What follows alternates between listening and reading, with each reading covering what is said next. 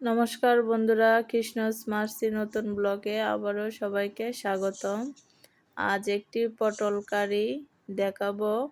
প্রথমে পটলগুলো ভালোভাবে ধুয়ে ছিলে নিতে হবে।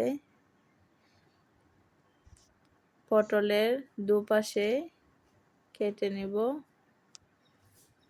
কাটার কারণে ভিতরে তেল ও মশলা ভালোভাবে ঢুকে, যে কারণে ভিতরে ভাজা ও সিদ্ধ তাড়াতাড়ি হয়ে যায়। প্রথমে কড়াইতে তেল দিয়ে দেব।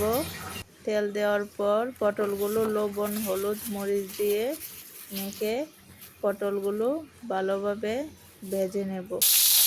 ভাজা হলে এপাশ ওপাশ 2 পিঠ ভেজে নেব। শুকনো মরিচ, তেজপাতা, গোটা গরম মশলা, জিরা ফোড়ন দিয়ে মাখিয়ে নেব। টমেটো সস, কাঁচামরিচ দিয়ে দেব। ভালোভাবে কষানো হলে পটলগুলো দিয়ে দেব।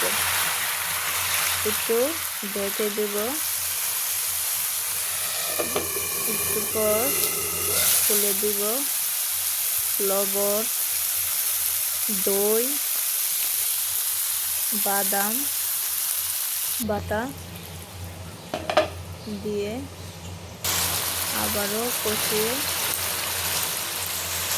গরম মশলার গুঁড়া দিয়ে দেব। তৈরি হয়ে গেল আমাদের পটল কারি। সম্পূর্ণ রেসিপিটি দেখার জন্য সবাইকে ধন্যবাদ।